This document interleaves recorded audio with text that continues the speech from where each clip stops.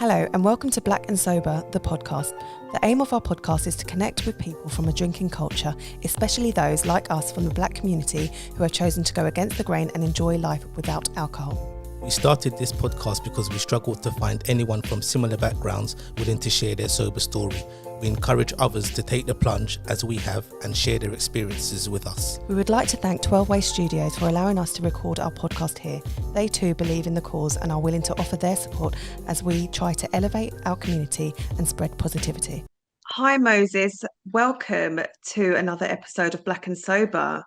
We are very excited to have you on this episode and I can't wait to hear your journey and your story. Thanks for joining us, Moses. Would you like to start by introducing yourself, telling us Yeah. a bit about you?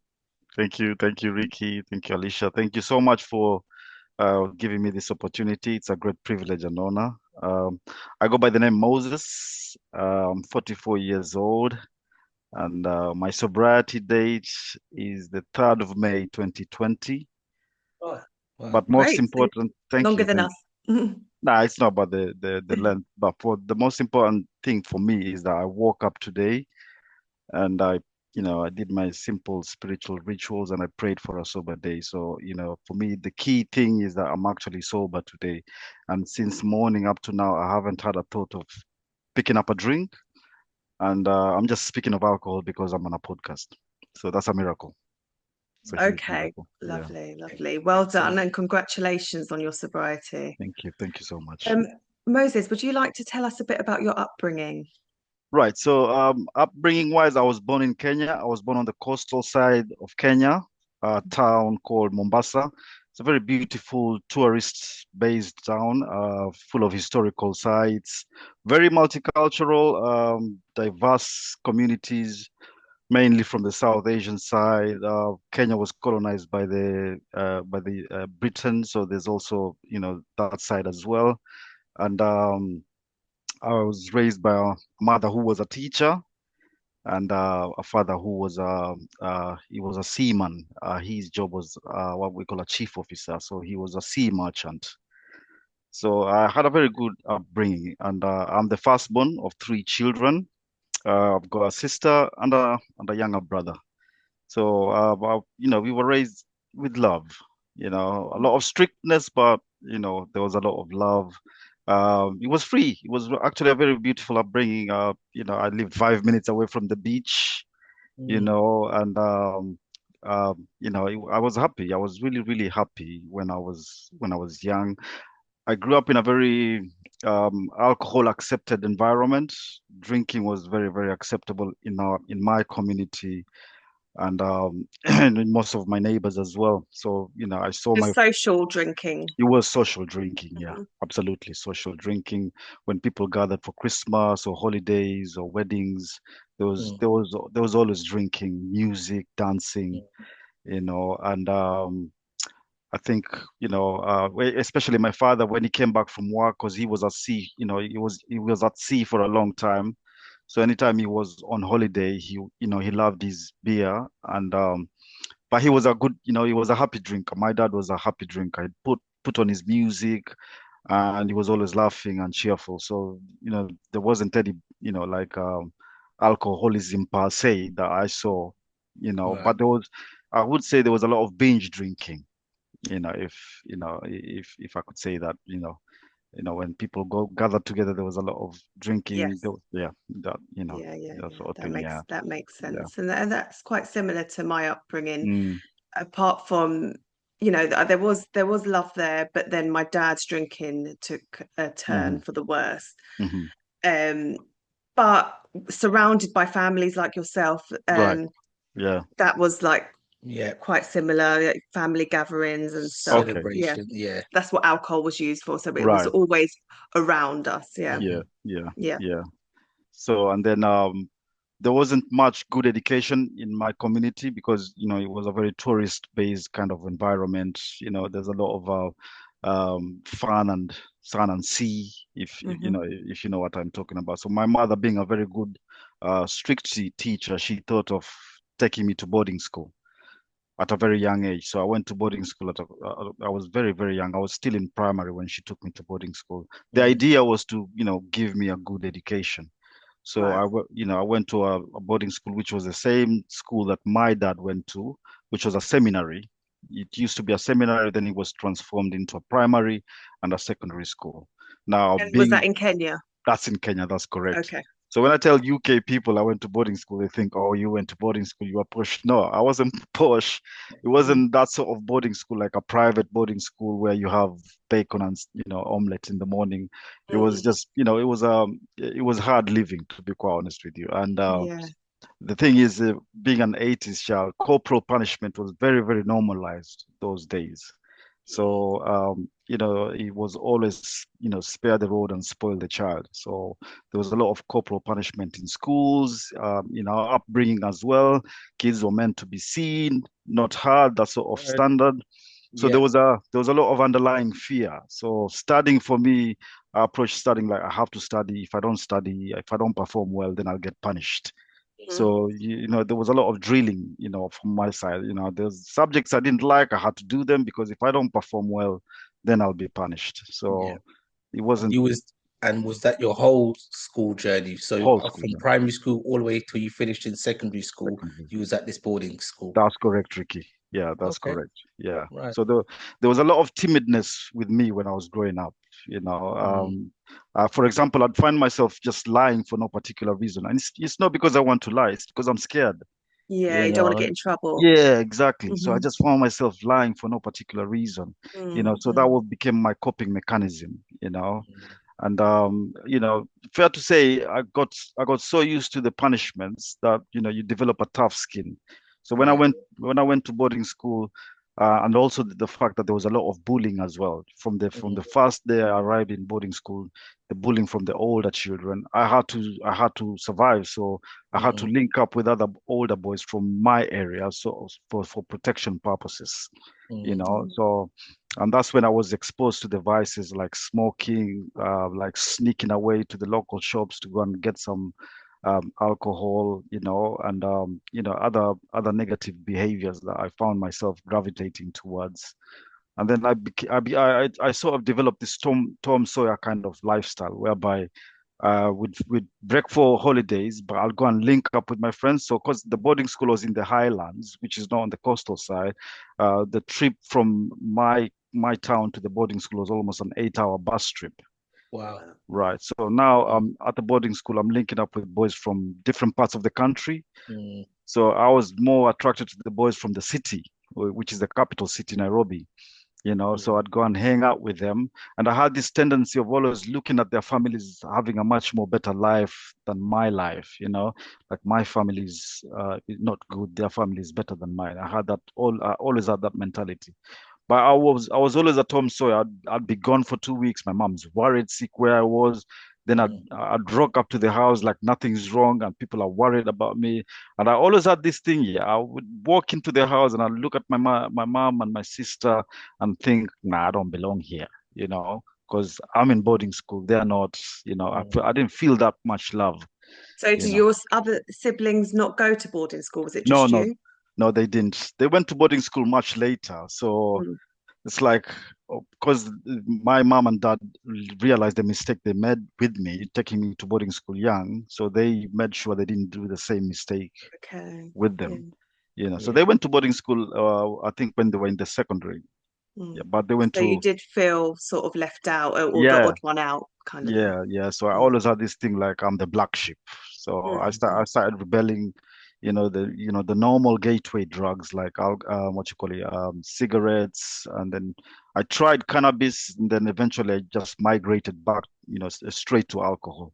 Mhm. So the alcohol for me, first time I drank alcohol, I felt a sense of belonging. You know, At what age? so What age was you at so this? because I When went to those? boarding school young, I think I was about 14, 15 when I had my Wow. first drink. Yeah. So Hmm. when I had my first drink, and it was just like a normal effect for me. I felt like, oh, this thing, I connected with it straight away, you know, Mm, and I had this tendency of drinking more than other people.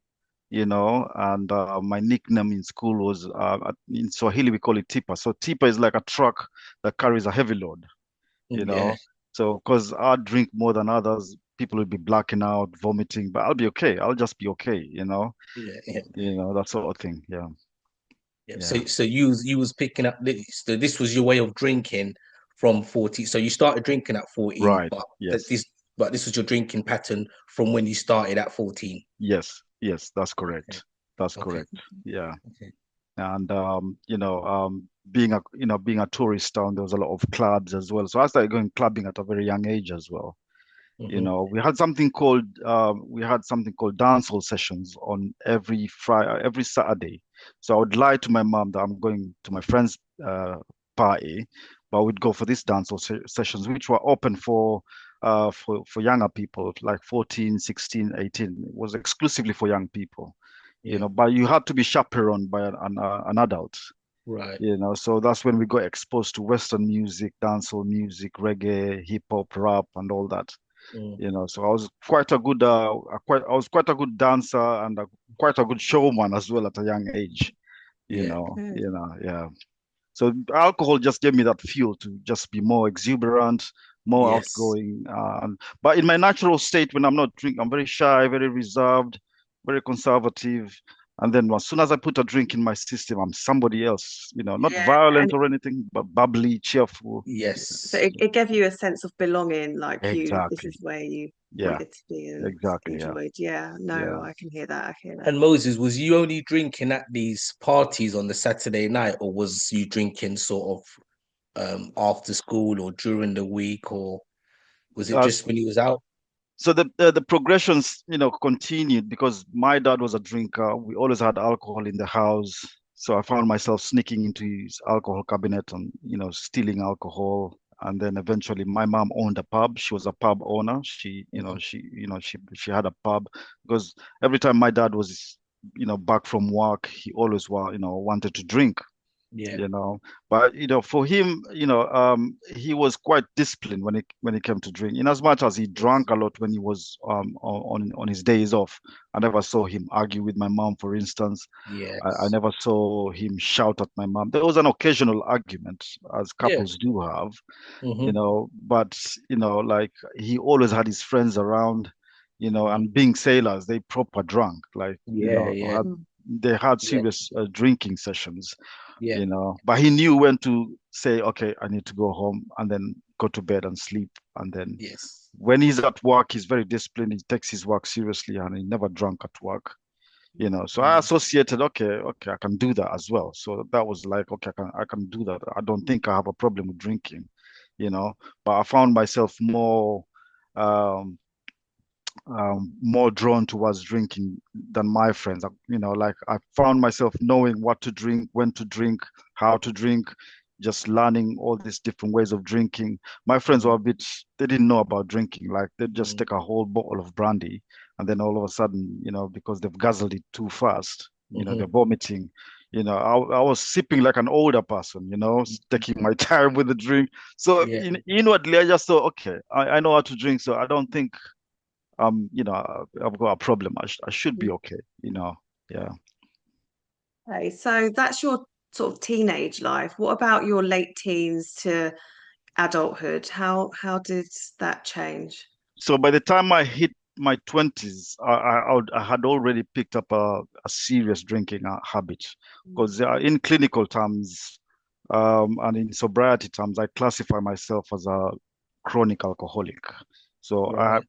that's the sort of alcoholic I am. So whereby one is never enough for me at all, Mm. you know.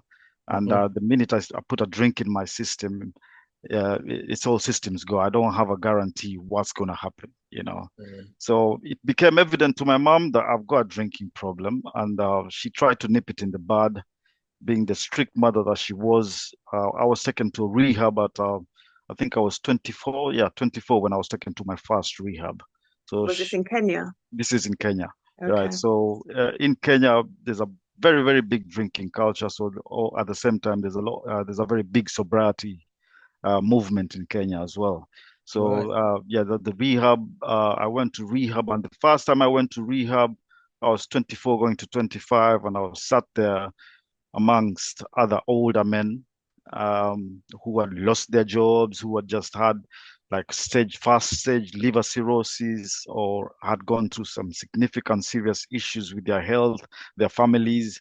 And the first thing that kicked into my head was denial. Like, nope, Yeah. I'm I'm too not young you. for this. This is Mm, too much. mm, You mm. know, don't know anything what you're doing, you know. So I Mhm. just went there because I didn't want to upset my mom, first of all, and I just wanted to appease her.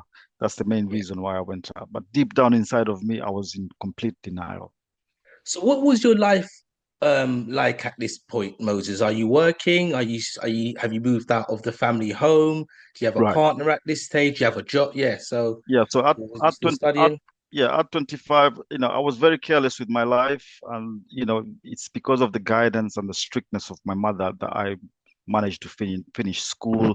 And Hmm. then I remember I got my first job. So I was just coasting through life really. I wasn't that really settled. I would have a relationship, but my relationships, I would drain my girlfriends. I would drain them emotionally, mentally, psychologically, you know. And my drinking had picked up significantly. So when I went to rehab, and then I came out of rehab. Unfortunately, I didn't stay sober the minute I left rehab. And you know how alcoholism is, it's very progressive. So it had progressed to the point where now it's very serious. So I was already experiencing the consequences of my drinking. I couldn't keep a job. I couldn't keep a relationship. I had moved out of my mom's house, Hmm. and I had worn her patience very thin, you know. And then by the grace of God, again, I got another opportunity to go to rehab. This time I was 26 when I went to another rehab, but this was a different approach, because now this came out of my own effort of asking for help, because I could see as clear as day I need help. So there was a local NGO that was helping and supporting young people to better their lives. So I volunteered for them, and then they took me to a detox center. I got I got into their 6 months program, and I convinced my mom to help me with the fees for the rehab. So I finished it, but the agreement was I finished the rehab, get a job, and pay her back the money. That was the agreement. So I finished the rehab, and luckily enough, I was successful in their program. And they had a long-term program whereby they reintegrate you back into society and find you employment. So I was very fortunate, because my level of education was good, and um, I was eager to do the program. I managed to get something sustainable going.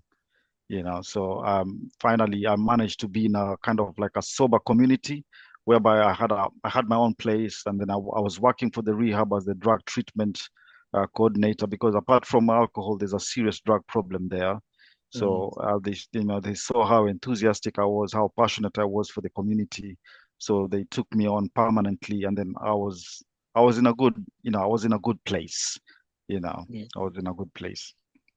Yeah. Do you know what? I wasn't aware of the problems Mm, that they have in Africa right, as right. a whole to do Okay, with alcohol okay. until I watched this program. I don't know if you've watched it. It was I'm sure it was on Netflix. No, it might have been on Amazon. I don't know if you've seen it. It's called Alcohol something, and Mm, they showed like the big alcohol companies, what they do in other countries, hmm various countries around Africa, in Africa, and how they just totally exploit it, and they can get away with it more in places like that than they have done. Well, they can no longer get away with here. mm, But it's terrible. mm. It's awful, and there's so much information out there that we don't know about, and I just don't understand how they're still even allowed to operate like I know, that. I know. That's another conversation for another day. Yeah, That's yeah, a yeah, huge yeah. topic. Yeah, My yeah. first group of friends, well, my group of friends when I first started drinking heavily was a group of Indian guys, but they were originally from Kenya. Mhm. So I was aware of the drinking habits in Kenya. Obviously, not to a certain extent, and they used to teach me while we're drinking. They used to teach me the local slang and little bits of. But they used to speak Gujarati, but they were from Yeah. mainly from Kenya. So yeah, it Yeah. was, and they were big drinkers, Big very, drinkers. very big drinkers. Yes, Yeah, they absolutely. used to. Yeah, I used to the rate they used to drink. I used to think, how are you still standing? How are you even still alive?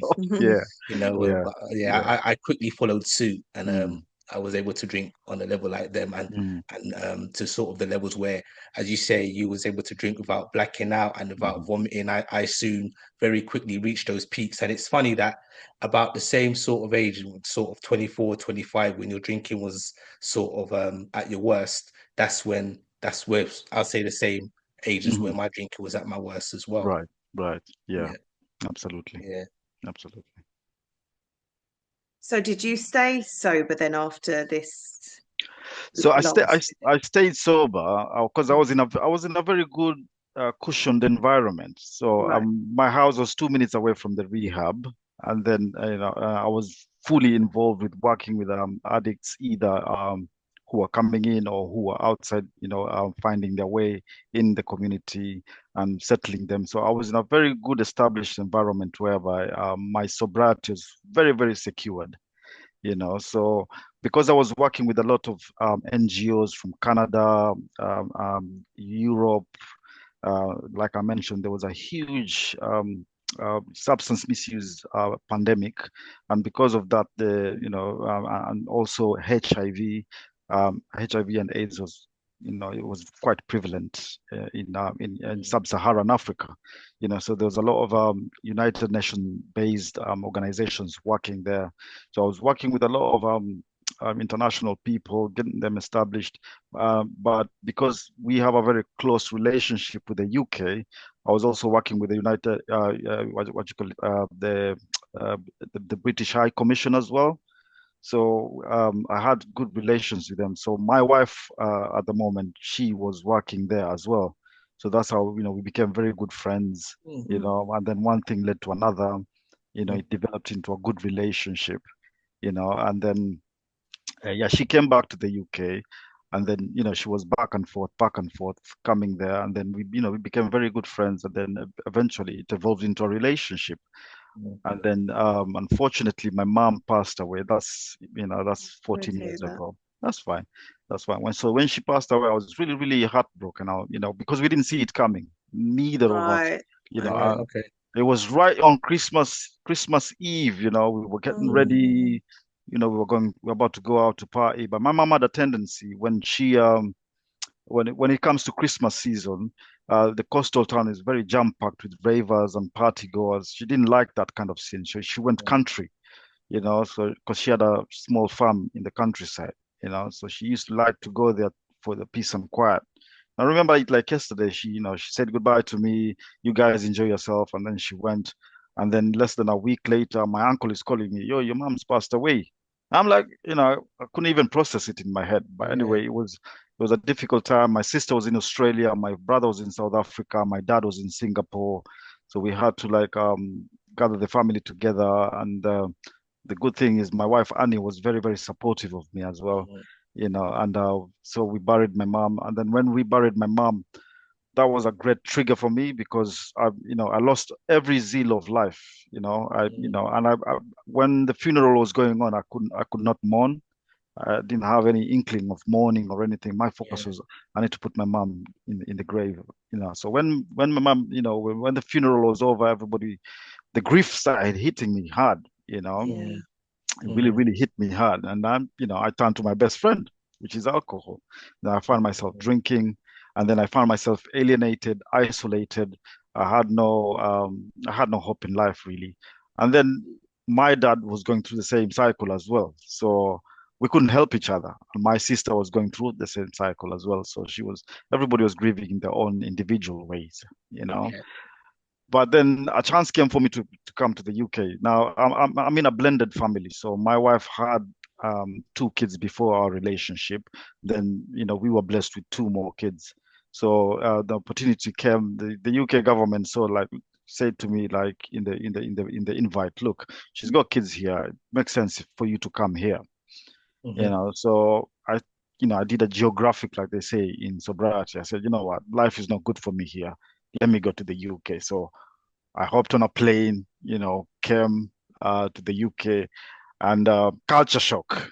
Yeah. First time I landed in Heathrow, I was already feeling funny on the plane because I was the only Mm. black person on the plane, Was and that your I've never. first time on a plane? Yeah, no. I've been on a plane before, but this time, Right. like I'm actually moving here, Yes. so Yeah. it was predominantly people from the UK coming back to their country, and I was on. Mm, I was the only black person on the mm. plane. And then also when the when the doors opened, it was dead in winter as well, so the Oh, cold hit cool. me, Yeah. Yeah. and then when the cold hit me, two airport officials accosted me and told me, and they were speaking a lot of Cockney, Mhm. right. I couldn't understand a single word, and the next thing they're telling me to go this way, and then they're checking this, they're checking that, they're checking this, everything was just from 0 to 100, so Yeah. Yeah. I was already picking up resentments of this place, you Yeah. know. So Must as have I been quite overwhelming. it was very overwhelming, Yeah. So as an immigrant, I didn't have, my other immigrant friends have this excitement. Oh, I'm going to London. They want to see the London Eye. They want to see the Shard. I never Mm, had that feeling in me at mm, all. I never had that feeling in me at all. So as soon as I landed, I was picking up resentments. And then mm, I came here. Now that I've come here as a family man, we were blessed. We were really, really blessed because when I came in 2011, immediately after that, in 2012, my wife fell pregnant again because she really wanted kids and she really wanted, a good relationship. So and we had got married. So I came as a married man, and then as soon as I came, my mentality was a typical African man's mentality. I'm going to work hard, just going to focus on my family, mhm. and just do the normal things that I saw my dad do. Yes. So Yes. my dad used to like work really hard, provide for the family, but there was no emotional attachment, if it makes Mm, any sense. You know, yeah. so the upbringing of the kids was the Mm, woman's role. So I became a workaholic. I became a real workaholic, and then I became a recluse. I was the sort of person who I didn't have any friends. I didn't mm, interact with anybody. I had no interest at all. mm, I'll give you a good example. My wife, she likes going Sunday. She likes going to the pub on Sunday. She likes the mm, Sunday roast. mhm. She orders a pint, a lager and lime, and then she Yeah. sits Yeah. with the family and just enjoys the ambience. She Yes. really I never liked that. I just never liked that. So I was a detriment to her from the word go. So I became an angel outside, but a demon in the house. Was Mm, arrogant, antisocial. She's trying to encourage me to get involved. Don't get me wrong, I was given a very good welcome from my wife's family. A very, very lovely Christian-based Black British people. Even now with retrospect, now that I'm sober, I'm always in awe of how Black British people survive this environment, yeah. as a minority and still have that, the decency to be loving and kind people. It's a I'm quite I'm quite old with that situation. Mhm. So I became I became what we call a top up drinker. Whereby I just wanted to have the drink with me, and just go to work and come back home, go to work, come back home, and then the Very health. similar to your That's drinking. Oh yeah. yeah, very similar to Right, I my was right, very drinking. social So drinking, so like your wife, I would love to go right. on a Sunday, have a Sunday Yeah. roast to the pub. Ricky was very reserved. He wouldn't like he's into football, but he would Mm, not. I'm like, let's go to the pub and watch football. He's right. like, Yeah. no, I prefer to do it at yeah, home, Exactly. stay at to home. have his Yes. drink at home. Yeah. Yeah. Yeah. Yeah. Yeah. Yeah. And I was Mm, arrogant. I was very arrogant, Ricky. I just thought, look, mhm, I've paid the rent, I've paid the bills. Don't bother me, I'm just mhm. picking up arguments, very inconsiderate of Yeah. my wife's needs or the children's needs. The children Mhm. need to go and ride a bike. I'm like, no, I'm tired, because I'm Yeah. just thinking of the next shift, you Yes. know. Yes. Yeah. And then, Yeah. next thing you know, I've just got a permanent screw face on my face, Mm, yeah. and, just angry, very, very irritable all the time, Mhm, Oh, mm, the mention of something small or just being yeah. critiqued in a nice way. I'm already flying off the handles, You're easily triggered. Yeah. Yeah, very, Yes. very Yeah. sensitive, very Yeah. easily triggered, Hmm. and then, the arguments started, there was constant fights in the house, and the next thing, I want to leave the house, I leave the house for 2 weeks and then I come back and it's back to square one, I joined a local church, loving Christian people, thinking that, okay, if I join and believe in God, then everything is going to be okay. But I was not focused on dealing with the main root of the problem, my drinking. Mm. I'd swear off the Bible and say, you know what, from tomorrow I'm not going to drink, but it was just pure insanity, repeating the same thing, expecting different results, you Yes. know. Yeah. And Yeah. then, Yeah. yeah, Yeah. and then eventually my health started becoming, becoming worse. Hospital visits started becoming more frequent. I never believed in blackouts. I would, wake up and people are looking at me like I'm a ghost. And Mm. my wife is telling me, do you know what you did yesterday? I don't remember a single thing. Now that I'm Mm. sober, we have conversations with Annie and my stepdaughter Shakara, and they were like, "You were a proper mess." If you look at my Mm. knees, Ricky, my knees are proper messed up because of, Yeah. Right. falling down the stairs or Mm.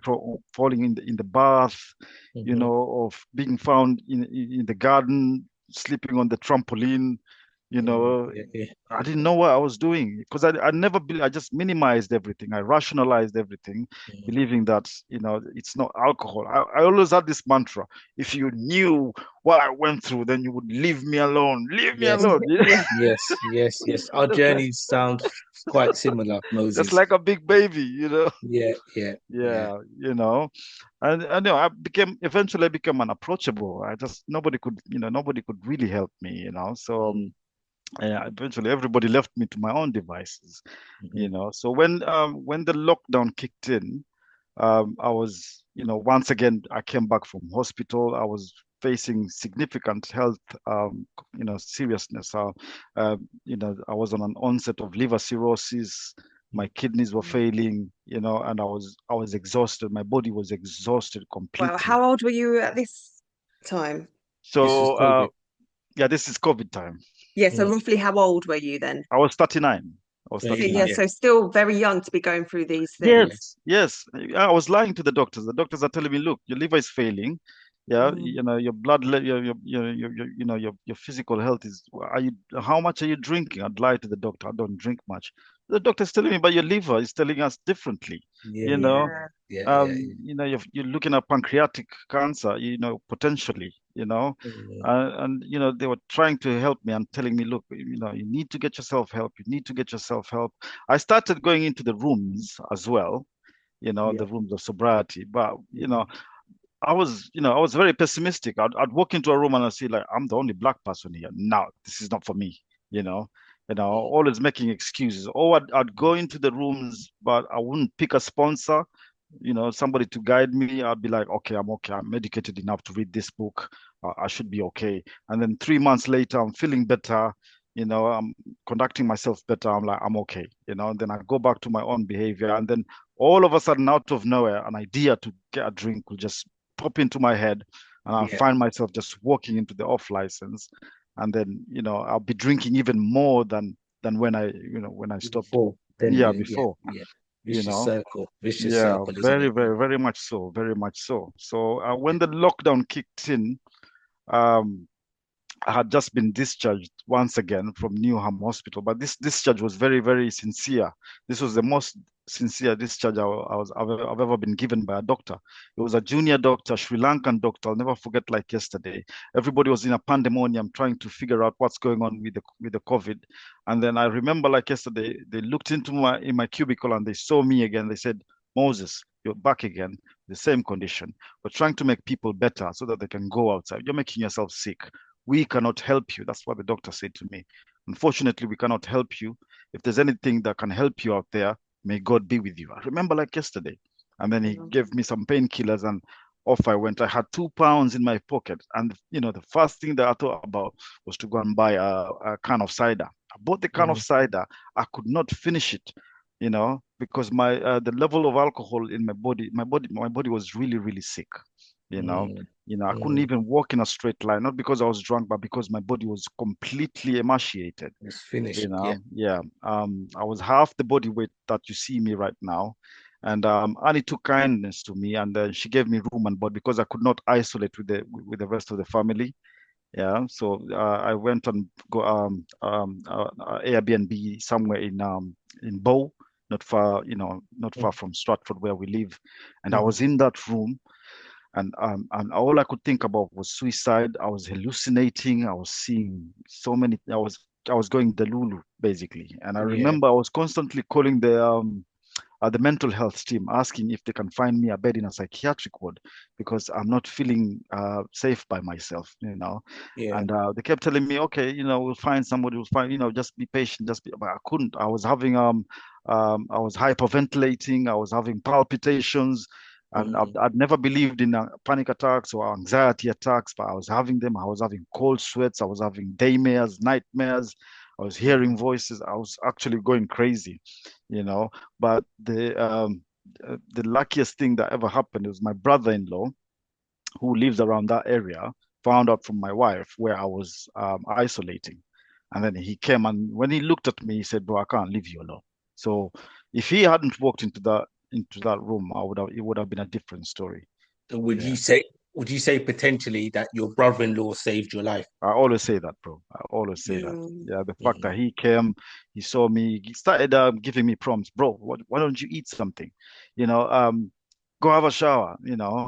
But the funny thing is this, yeah, he's a kickboxer, right? So he's bigger than me. So I couldn't mm. say no to him. Yeah. And then he kept talking. He kept talking all the time. He has this East London way, He kept Yeah, yeah, talking. Like, bro, if you knew what you had, what's going on with you. You have a yeah, wife, you have kids, and you're yeah. wasting yourself. So, because I was angry, I couldn't fight him. So I You had just to, had to listen, take yeah, it I had in, to listen, which is I a had to good listen. thing. It turned out to be a Exactly. good thing. Turned out to Exactly. be a good thing. Yeah. Absolutely, absolutely. So he kept me company. He kept me Mhm. company. He bought me food. And he knew. He told me because one time I remember I said I can't stay like this. I need a drink. So I sent him to the shops, and then he bought the most you know the cheapest vodka he'd found. And I remember like he gave it to me and I drank it like water. And he said, "No, I've never seen that in my life. Like you're not a normal drinker, are you, Mo?" I said, "No, I'm Mm. not. And I remember he took my phone, he went through my phone, he was looking for contacts, and luckily I had, because of my interactions with people in the rooms, I'd saved a few numbers. So he called one of my friends, and then he just called one of the numbers actually. And then he explained to them what was going on. And then, the person passed on the phone to me and he said, "Okay, you need to come back in the rooms, you know. But I told him, no, I'm mentally sick." He said, "No, Mm. no, no, you're not mentally sick, son. You're spiritually sick.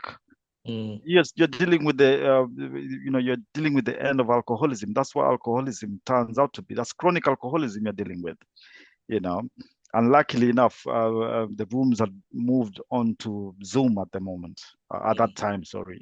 Yeah, So, through COVID. COVID, yeah. yeah, through COVID. So when he put me on that game about spiritual sickness, I started becoming curious. What's he talking about? So then I joined a Zoom meeting, and then they told me, "Listen, find somebody right now to take you through the process of sobriety and find out exactly what's wrong with you." But in the meantime, he gave me some simple suggestions to do. He asked me a simple question: "Do you believe in God?" I said, "I turned my back against God long time ago." "Okay, do you believe in a form of, spiritual being out there?" I said, "Yeah, I can do that." I said, "Okay, so do you believe that you're an alcoholic?" "Yes." I said, "I'm an alcoholic." "Do you believe you have any power over alcohol?" I said, "I do not have any power over alcohol." "So you're powerless over alcohol." So Hmm. basically, alcohol is your king. Alcohol has Yeah, dominated Yeah. your life. yeah. So for the first time in my life, I believed I was an alcoholic. Like I have no choice. The evidence was just right in front of my face. My life had become completely unmanageable. No human power could save me, none whatsoever. And for the first time I said, "You know what? Maybe there's a power out there that can actually save me." Now remember, like yesterday, Ricky, I just went down on my knees, and I was looking at the keyhole because my room was dark, but the keyhole there was some light. And I found myself Mm. saying for the first time, "Help me." Those are the words that came out of my mouth. Mm. And then the second thing Mm. he told me, "Okay, let's find out what you're grateful for." So he told me, get a pen and paper. I said, I don't have a pen and paper. Okay. Do you have any money? I had £2. He said, okay, I'll wait. I remember going to the pound shop, buying a pen and paper. I said, okay, write down what you're grateful for. I could not write one single thing I'm grateful Right. for. And he said to me, I'll help you this time. Have you got life? I said, yeah, I've got life. Can you see you've got eyes? Write it down when I'm talking to you. And I was writing Yeah. these things down. But I was wondering, how are these things going to keep me sober? It didn't make any Yeah. sense. Yeah. It didn't make any sense at that time. But all the K encouraged me to do was just do them. Don't think about it. Don't say anything, because I always had the tendency of using the word but. And I remember, like yesterday, they told me, once you stop using that word, then sobriety is gonna start for you. Yeah. Yeah. Yeah. So I wrote a gratitude list, and he told me, he gave me some, the basic text. Told me read 2 pages, and then call somebody. Make sure you call somebody. And from the first Zoom meeting, I started taking people's numbers. And he started pushing me out there. Always think about others. The root cause of alcoholism is me, me, me, me, me. So you need to think opposite of that. Take yourself out of self. Think about others. Call somebody and find out how they're doing. And I was full of low self-esteem. I was like, I have nothing to offer. He said, don't you ever say you have nothing to offer, because now that I think I was like 2 3 days sober. You have 3 days sober.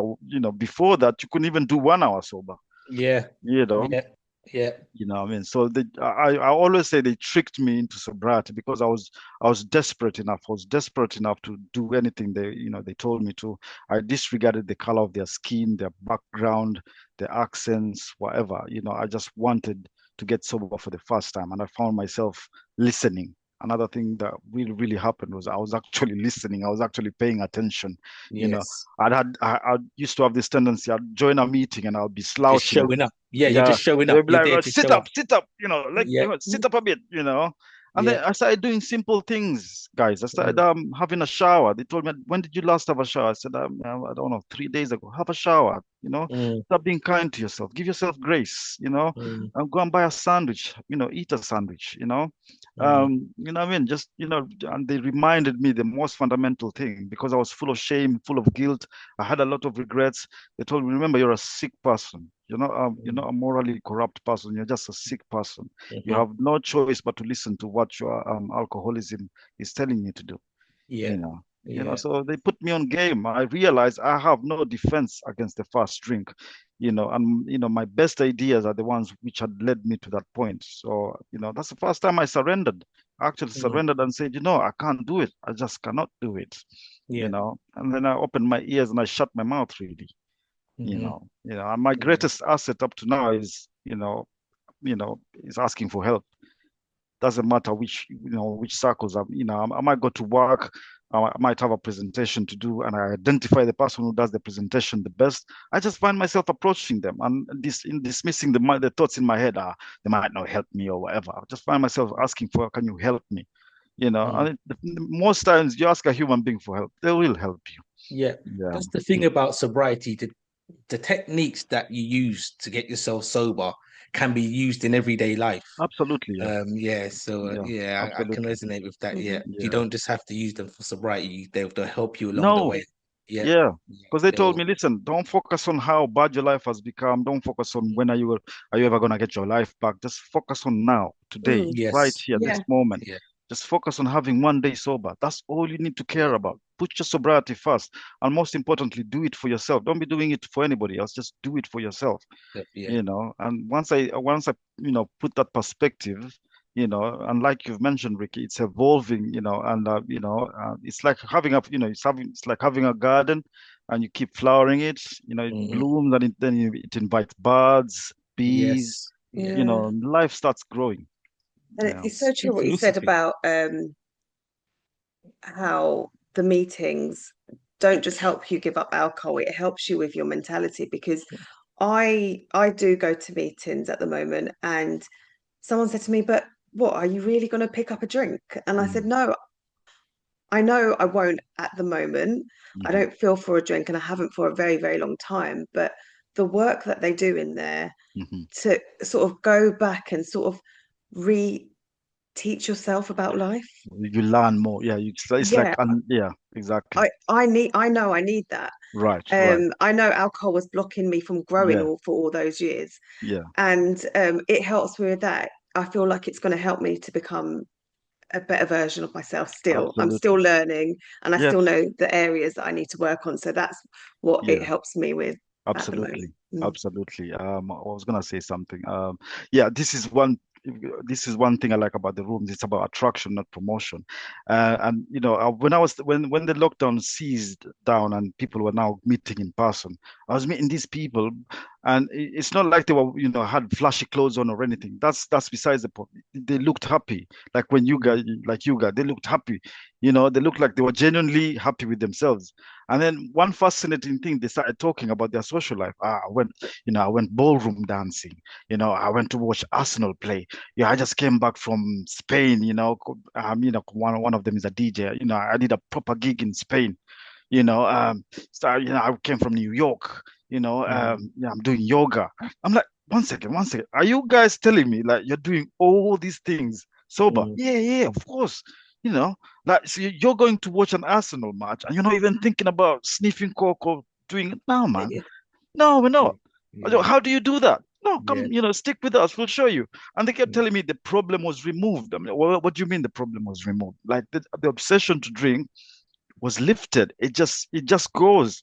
So for the first time, I really wanted what they had. Mm.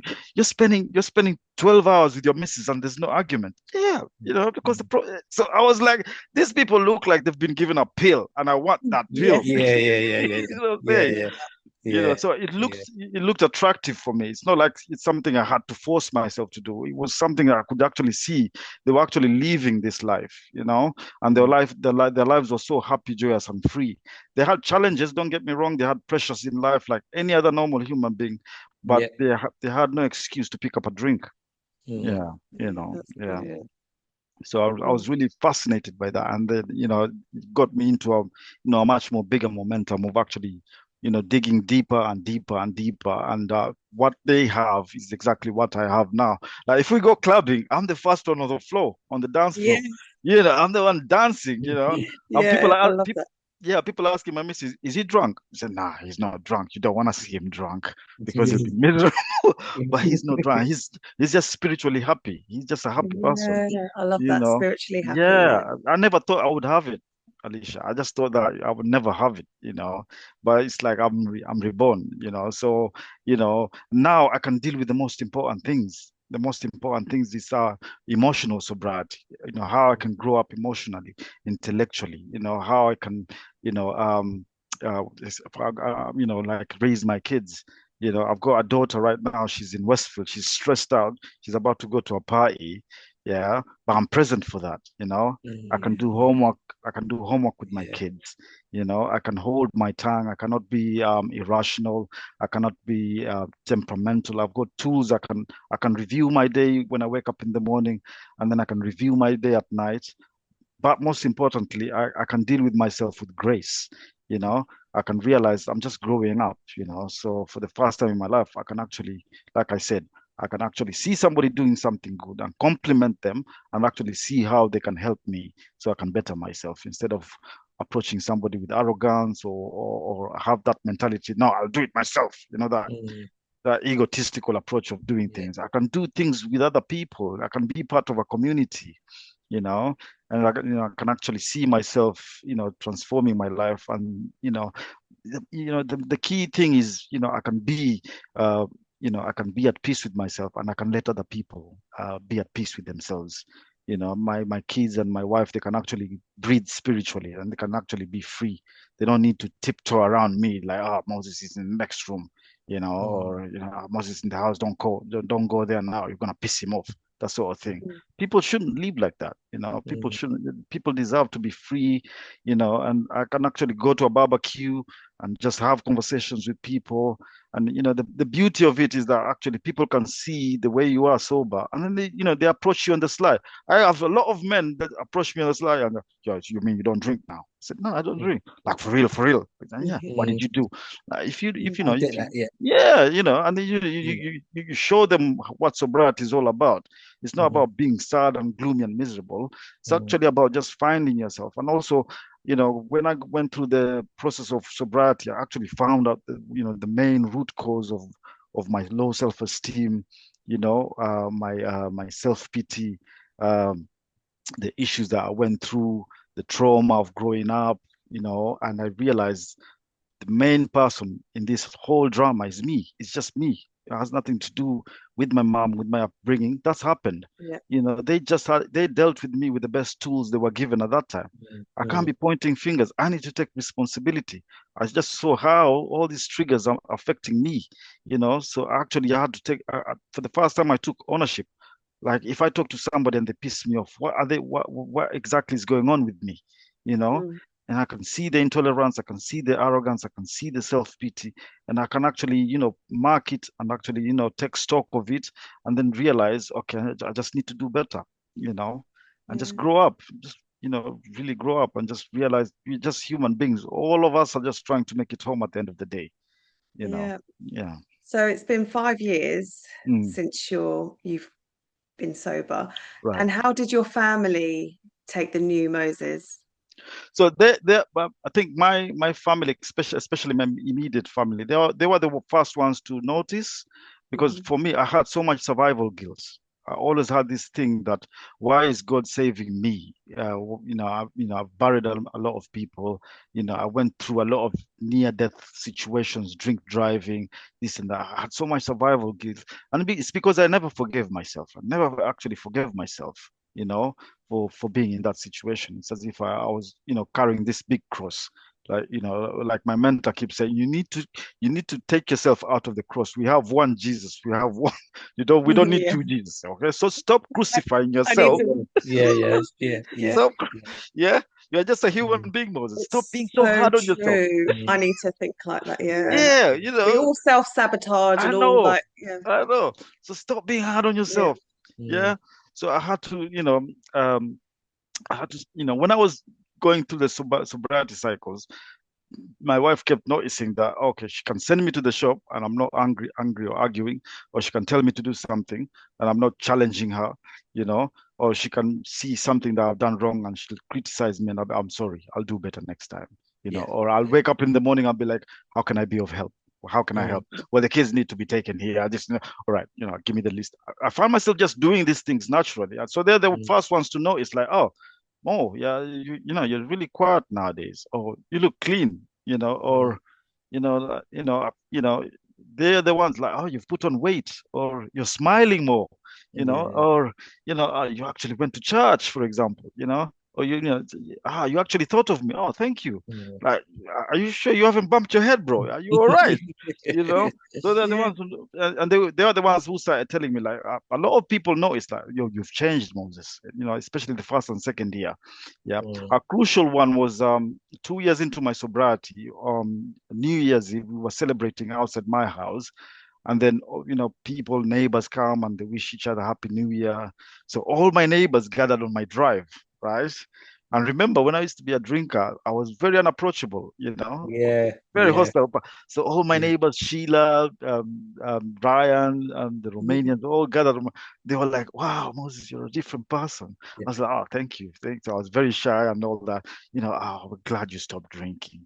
Yeah, I Mm, remember one time you came here shouting, and then you came into my garden and weed on my roses, and I'm like, "Oh, I'm sorry, I'm so sorry." mm, Ryan is telling me, Ryan is a Jamaican man. You came in my house, you drink all my rum, brother. Yeah, I'm sorry, Ryan. I'm sorry. I kept saying no, but the most important thing, I wanted to hear more of how I yeah. was when I was in blackout. I wasn't angry or anything. Mm, They started telling me how I was, one time I was in the house, and then all of a sudden the fire ambulance came here, and I was left with the kids, and because I'd blacked out, my son was, I think he was 3 or 4. He was opening the first, the window, and he was dangling out there. So hearing from my neighbors those dangerous situations I was in really, really humbled me and showed me how dangerous and powerful alcohol really is. you You Mhm. know, know, yeah, yeah. my what you call my godmother saying that every time they saw an ambulance come to my house, they used to pray that that's not the last time that the ambulance is carrying me Mhm. away. That's very humbling. So that made Mm. it made me see how dangerous alcohol actually is. It's a wake up call, isn't it? And what an Absolutely. amazing inspiration you are to your neighbours. Yeah. Like they've seen Yeah, you from exactly. going from you know, Yeah. Worst to your your best. worst to, yeah, and Yeah, now yeah, yeah. And such a it's so charismatic empowering. person. Exactly, Alicia. It's so empowering that I can leave my house and I can go to Ryan's house. Like the other day, Ryan just came back from Jamaica. He's teaching me a lot of things about Jamaica, the herbal stuff and all that. I can talk to Sheila. She's Gujarati. She tells me about meditation. I can speak to my Romanian neighbors. They can tell me about their culture. My Sri Lankan neighbors. Like I can leave my house and I'm talking to people and saying hi, hi. We can have a good banter before I can even get to the train station. Yeah, It's yeah, Yeah, absolutely wonderful. How I was neglecting and denying myself from all these different flavors of yeah. mm, human beings. And yeah. How amazing. they can come to my house. We can have a cup of tea. We can watch football. And we can just enjoy each other's company. Mm, You know. Wow. that's Moses, brilliant. is there anything else that you want to mention before we go? Because the time is Oh, sorry, the time. the Yeah, I'm essence. very That's okay. enthusiastic.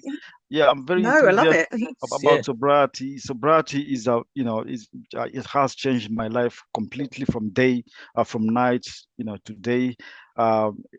It's not a taboo subject for me anymore. When I saw you guys on social media, I was like, wow. This is lovely. This is really, really empowering to see a couple talking about sobriety and how Mm, important sobriety is. Sobriety has introduced me to spirituality. Most yeah. important, spirituality for me is about how I can be of service and how I can help others and how I can, exercise my true identity as a human, as a spirit in a human form, and how I can, just be of good service and of good cheer to another person, and how important it is, especially as Black people, because Black people, we intrinsically are very spiritual people. So imagine if, who knows, there's a Black man out there struggling and they don't know what they're struggling about. They don't know. Like I was in the dark. I didn't know what I was struggling with. The solution was very, very simple. The solution was very spiritual. It had nothing to do with religion or paying any fee to any therapist. It was just, on offer, free of charge. And it's introduced me to a way of living I never imagined was going to be available for me, you know. And also, it's introduced me on a way of how to therapeutically look at my life and the traumas that I went through in my life and just find forgiveness and find happiness eventually. I would encourage anybody who's struggling with alcoholism or struggling with drinking and is just curious to know how to go about finding and navigating sobriety to just reach out to you guys, and there's so much help out there on offer. Yeah, Wow, I thank you. agree. So our Yeah. final question, Moses, Right. what does being sober mean to you? What does sobriety mean to you? So sobriety for me means life. It really actually just means life. Life in itself. The awareness of actually being connected to life, the source of life. Just having to wake up in the morning and just being appreciative. Sobriety is about me being present. Sobriety is about me looking forward and having a positive outlook on my life. And then eventually, sobriety for me is like I'm a flower, and everybody is attracted to that beautiful flower. You just ooze of love, you just ooze of kindness, you just ooze of happiness. And at the end of the day, it's a safety net for me, despite whatever challenges I can go through during the day. My key point, my key win is I can go to bed clean and sober. Mhm. So it's a bedrock, it's a huge bedrock for me to establish myself and to bloom and become a better human being. Yeah. Yeah. Oh, that's wonderful, Moses. It's And wonderful, man. yeah, That's a round of applause yeah. there, mate. That's all right. That's That's all really right. good. It was Yeah, really, no, thank you for Yeah. sharing with us. And also, you are all well now, so there's no more frequent trips to the hospital and everything like you was before. So I give you a joke. If you look at my medical history, discharge from hospital, liver cirrhosis, pancreatic, is this and that. So I went to the doctors the other day to ask them to update my medical records because from 2020 to now, there's just been the regular blood tests and all that. So the doctors asked me, so what did you do? I just thought I found other people who had stopped drinking. So medical practitioners don't quite know what happened. They don't quite understand what happened. All of a sudden, you just stop drinking. I said, I found other people who had stopped drinking, so they showed me the roadmap and they helped me. So mm, it's a huge medical phenomenon. when somebody actually who was a hopeless alcoholic becomes healthy again. So I have a very clean bill of health. I suffer from the normal, because I have a sugar craving. So I'm Still trying to battle with that. I need to watch my sugar levels and all that. I need to start, like running and have a good exercise regime. But other than that, there's no serious health conditions. All of them just dissipated from that one simple decision of just stopping drinking. That's amazing. That is honestly, you've really inspired me this afternoon. It's a huge miracle. It's a miracle, and I wish it for anybody out there. Yeah, anybody out there who's struggling with drinking. The solution is very simple. I was just complicating things. So once I stopped complicating things and stopped asking questions, and then started asking for help, the help was just so overwhelming. People were just willing and ready to help. Yes, I found that, especially in the rooms, it would just help overload. Exactly, and Moses, where can people find you on socials? So, I don't know my socials offhand, but we will put it in the bio. Yeah. So I'm on Instagram, I'm on TikTok. You'll see me dancing with my daughter, motivating people to, see the positive side of sobriety, and so Instagram and TikTok mainly. No worries. We'll put your handles on our bios. Awesome. But thank you so much again, Moses. It's been wicked having you, Moses. Thank you guys for having me. Thank you so much for having me. Take care. Enjoy the rest of the weekend. And you too, guys. Thanks, Moses. Take care, Ricky. Take care, Moses. Bye-bye. Bye. Thank you for listening. If you would like to share your sober journey with us, please send us a DM via our Instagram page at Black Sober Pod. We would really love to hear from you. Take care and stay tuned.